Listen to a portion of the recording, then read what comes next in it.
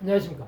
오늘은 마태복음 14장 9절에서 12절의 말씀으로 세례 요한의 죽음 세 번째라는 제목으로 하나님의 말씀을 나누고자 합니다. 본 말씀은 왕이 근심하나 자기가 맹세한 것과 그 함께 앉은 사람들 때문에 주라 명하고 사람을 보내어 옥에서 요한의 목을 베어 그 머리를 소반에 앉아서 그 소녀에게 주니 그가 자기 어머니에게로 가져가니라. 요한의 제자들이 와서 시체를 가져다가 장사하고 가서 예수께 아뢰니라. 헤롯 왕은 이 말을 듣고 근심합니다. 그는 수많은 고민을 했을 것입니다. 그러나 자기가 맹세한 것 때문에 올무에 걸린 것입니다. 또 그 함께 앉은 사람들 때문에 결국은 살인을 지시합니다. 그는 결국 세례 요한을 죽이는 죄를 저지릅니다. 그는 사람을 보내 옥에서 요한의 목을 팹니다. 그것을 그 소녀에게 주고 그 소녀는 자기 어머니에게로 가져가게 됩니다. 이 사건으로 세례 요한은 순교하게 됩니다. 이 소식을 들은 요한의 제자들이 와서 시체를 가져다가 장사하게 됩니다. 이제 세례 요한은 하나님의 품에 안기게 된 것입니다.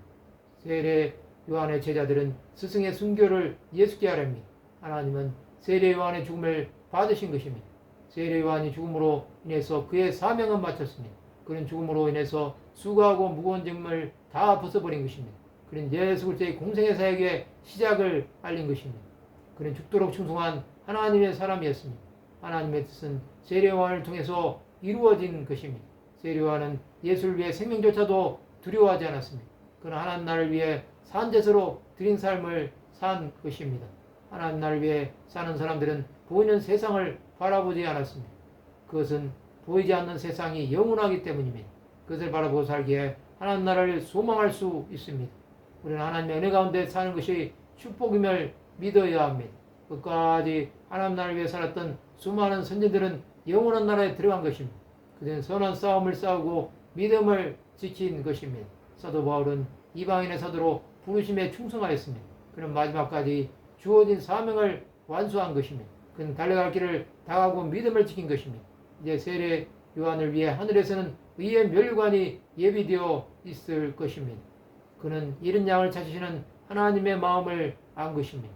그는 이스라엘 땅에서 예수 그리스도께서 오시기 마지막 선지자로 끝까지 충성했습니다. 그가 이렇게 함으로 주 예수는 공생의 사역을 감당할 수 있었던 것입니다. 우리는 세례 요한의 순교를 통해서 말씀하시는 하나님의 음성을 들어야 합니다. 그것은 우리가 이 땅을 떠나는 날까지 계속될 것입니다.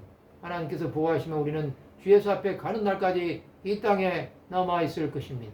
우리가 남은 자로 이 땅에서 계속 살게 될지 먼저 세상을 떠나 하나님께 갈 수 있는지는 알 수 없습니다. 그러나 우리는 남은 시간 동안 사명을 다하는 자로 살아야 합니다. 그것이 우리의 영원한 생명으로 들어간다는 사실을 믿어야 합니다. 말씀을 마치고자 합니다. 주 예수를 위해 살다가 주를 위해 충성하고 하나님 나라에 들어가는 하나님의 백성들이 되시기를 주님의 이름으로 축원합니다.